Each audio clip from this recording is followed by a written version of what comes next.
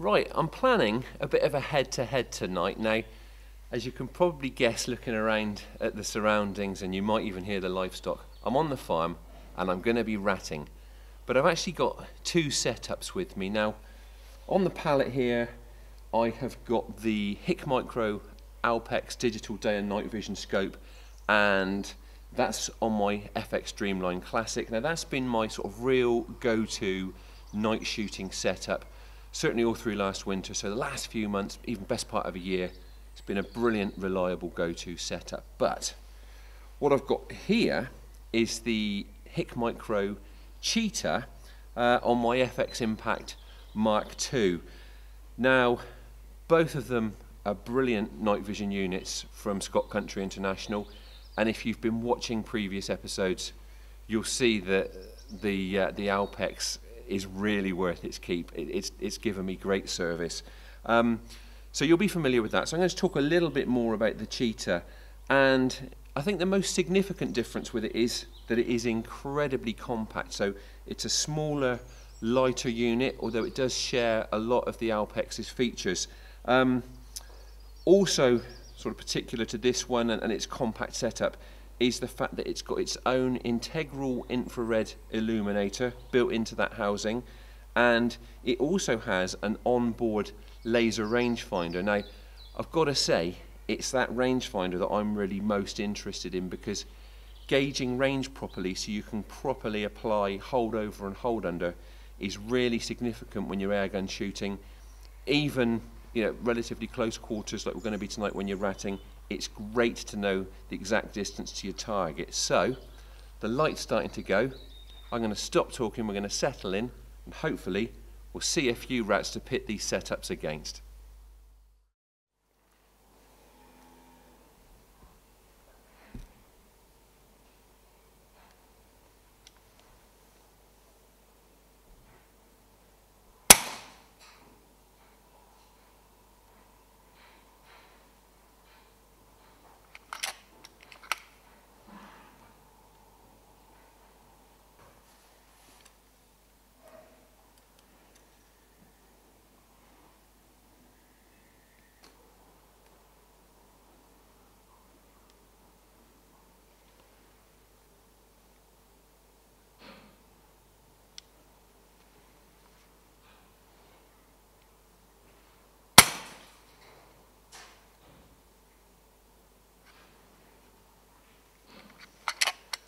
Well, that's two to the Alpex, and that one was only about 10 metres away. Now, as I said at the outset, this setup has had a lot of use over the past year, and I've really got on brilliantly with it. It's going to take something really special to drag me away from it. Let's see if we can get some more.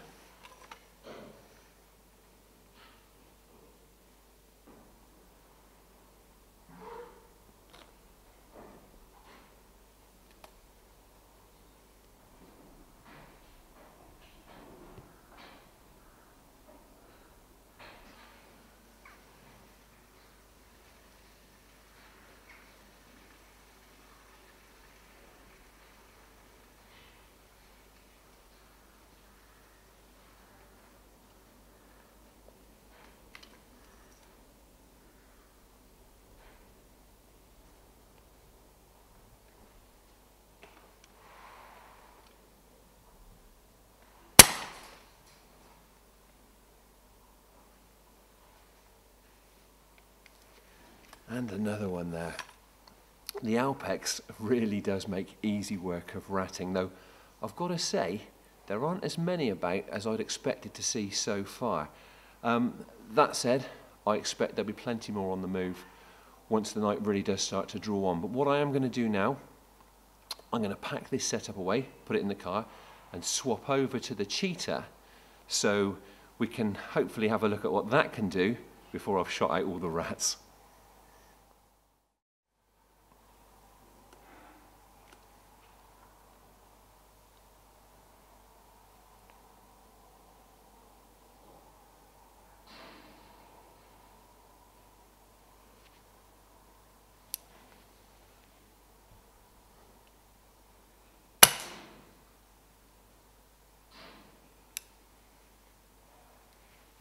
Well, I've got to admit, I shoot this farm very frequently and I'm pretty familiar with my ranges here, but that one appeared in a slightly different spot, up on the sacks, so I thought I would check the range.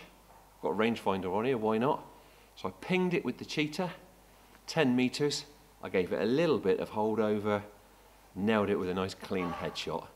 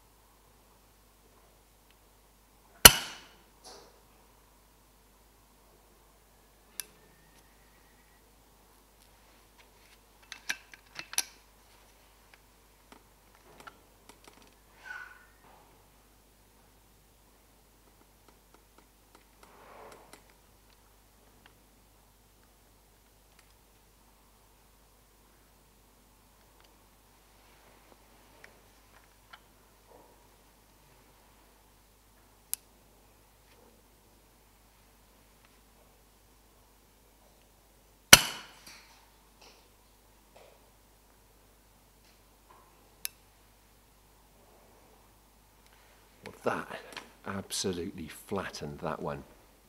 Now, one thing I will say is that I have noticed that with the Cheetah, the image is looking a little bit softer than it was through the Alpex. Now, that certainly wasn't the case when I zeroed it in its full colour daytime mode. And I think the difference is that on the Alpex, I have got the Wicked Light illuminator, which is a really powerful illuminator. Whereas here, obviously, I'm just using the little onboard illuminator, so it's not really an incredibly fair comparison, although it's still doing a perfectly good job. Now, as I've already mentioned, it is a bit quieter than I expected. There are definitely less rats about. So what I'm going to do now, I'm going to wrap it up from this spot, but move across to the slurry pit and see if we can't find a few more rats there.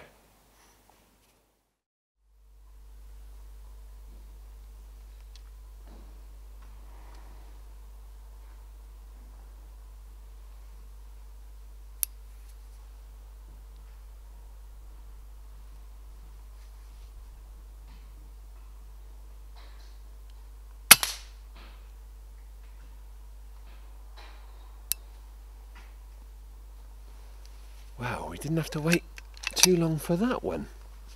And the rangefinder worked its magic again, confirming that that one just needed a touch of hold under to get that clean kill.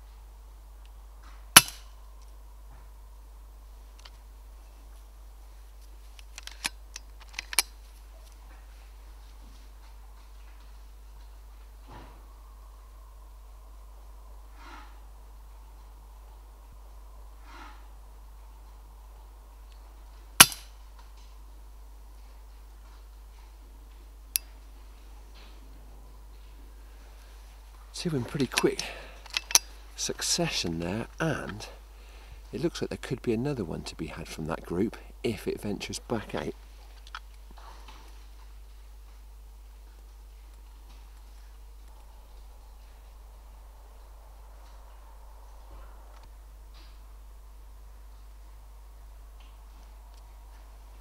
Well, it doesn't look like that other one is going to venture back out, so I think that's going to be our lot for tonight. But as I've said, there do seem to have been a lot fewer rats out and about than I had expected tonight, but in some respects that's a good thing, because I've shot this farm really heavily through the winter and into the spring, and it just shows that I have really hit these rats back. But it's been really good fun using both of the Hikmicro night vision units, and they have both performed really, really well. Now, as I've said, The image has looked a little bit softer through the Cheetah, but it was a bit unfair pitting it against the Alpex when it had that wicked light on it. But that rangefinder is a real asset, and I'm really looking forwards to putting it to the test against rabbits after dark, and hopefully for a future episode.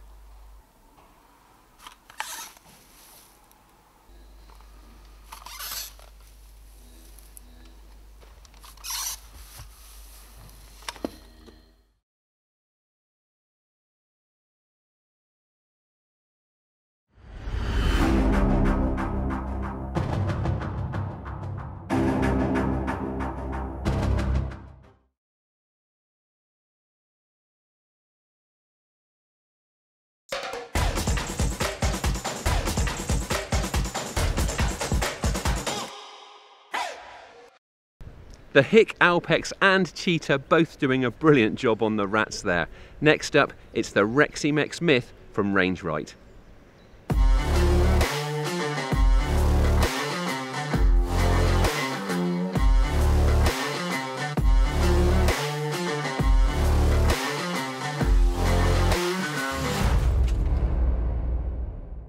Right, well what I've got here is the Reximex Myth, which amazingly is an airgun that I hadn't got around to shooting until just a few weeks ago. I've heard really good things about it though, so I was very eager to give it a try. Now, I think it's probably best described as a futuristically styled PCP carbine. Above all, I was really amazed when distributors Range Right told me that this Turkish PCP's recommended retail price was just £399. To kick off with its proportions, the Myth certainly is compact. Now, it weighs just a whisker over 3 kilos unscoped, so it certainly is a very manageable airgun, and it measures 83 centimetres long at its shortest. Now, length can actually be tweaked, and I'll talk a bit more about that in a minute. Now, build quality is really impressive. It feels very tough and everything on it looks really neatly finished. It certainly exceeds what I'd normally expect at this price point. The stock is synthetic and ambidextrous, and as you can see, it's in 2 sections. Now, starting at the front, the fore end is nice and long and it's got plenty of grippy stippling. Now, that same stippling is also on the pistol grip, which has been designed and contoured to really cradle your hand and get you straight on the trigger. Now, I was initially a bit concerned that it could be a bit tight for my big hands, but I actually found it to be really comfortable. There are some genuinely useful features built into the stock. Now, firstly, it comes fitted with swivel studs for accessory attachment, and the gun also comes supplied with a removable Picatinny type fore-end accessory rail. Now, the fore end also features a recess which serves as a carrier for the spare magazine. The rear section of the stock actually slides over the air bottle, and the overall arrangement actually makes for really comfortable shooting and also affords you an impressive amount of adjustability. Now, if you slacken off the grub screw that actually fastens it to the bottle, the rear section can be slid backwards and forwards to either increase or decrease length of pull, and therefore also the overall length of the gun. Now, you can also swivel it left or right to introduce a little bit of angle to the stock if you like. Now, on top of that, the actual butt pad can actually be adjusted up or down at the press of a button, enabling you to achieve correct eye scope alignment. The Myth has a 38 centimetre barrel and it comes adorned with a muzzle guard. Now, it is also threaded. It's 1/2 inch UNF for silencer attachment, and I think most shooters probably will want to fit one because it does have quite a bike without. Now, scope mounting is via a Picatinny type rail which straddles the magazine. Now, very cleverly, the strip which runs across the top centre of the rails actually accommodates dovetail mounts, so you can use conventional mounts as I have here. This gun is .22 caliber and it runs a 12-shot magazine. It comes supplied with 2 and a single shot tray. If you go for the 177 caliber, that runs a 14-shot magazine. And it's a really good magazine. It's pellet friendly and easy to load. It also has a shot counter, so you can keep an eye on how many pellets you've got left in there. The magazine is driven by a side lever which can't be reversed to the opposite side for left-handers. Now, for right-handers, it's well positioned and very reliable. It feels really positive without feeling clunky, and most significantly, it keeps the shots coming thick and fast without jamming up or mangling pellets. The Myth is equipped with a really nice match-type trigger blade that can be adjusted for height and angle. Now, the actual mechanism of the unit is described as being 2-stage, but the first stage is remarkably short. Now, you can adjust the trigger though, but you have to remove the pistol grip to do that. Most of you will probably know that I like to test triggers straight out of the box, and despite the almost non-existent first stage, the second stage on this one is very predictable and breaks really cleanly. As for the safety catch, the Myth has a crossbolt mechanism with a switch sunken into the stock just above the trigger blade. Now, you simply push it across from the left to make the gun safe, and then nudge it back across from the right when you're ready to take the shot. Variable power is becoming very popular, and this gun features a power adjuster with 8 different stop positions. Now, the .22 caliber test gun was producing around 11.3 foot-pounds on full output, and on the minimal setting it was doing about 7 foot-pounds, which could be handy for backyard plinking. Now, in terms of shot count, from a full 250 bar fill, you can expect up to 200 shots in .22 caliber and about 150 in 177. Now, that healthy capacity is down in no small part to the fact that you've got a cylinder up front plus a bottle at the rear of the gun. I was shocked at just how consistent this air gun is. Now, with Air Arms Diablo field pellets taken straight from the tin, consistency was within 4 feet per second over a string of 10 shots. Now, not having a regulator does mean that there will be a modest power curve, but you should be able to find a sweet spot of around 100 very consistent shots. Air pressure is displayed on a gauge at the rear of the cylinder, and to refill you simply have to couple up with the supplied Foster connector. All you need to do is snap the cap off the front of the cylinder to expose the inlet.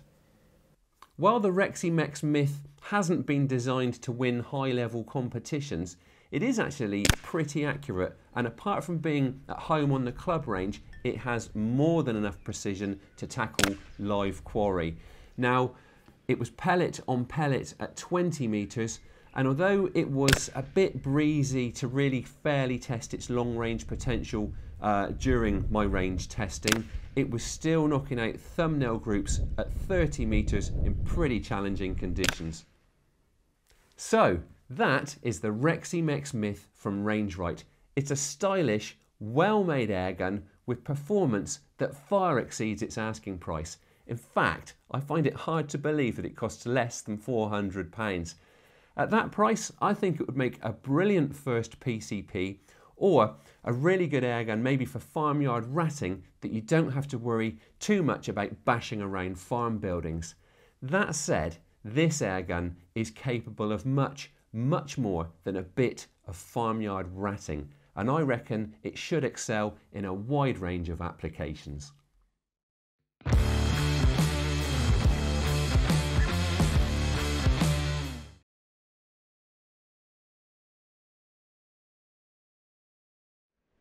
I'm afraid that's all we've got time for this week, but as ever, I'll be back with much more in a fortnight. Thank you for watching, and please don't forget to like and subscribe. If you subscribe, it's free and it means you won't miss a single episode.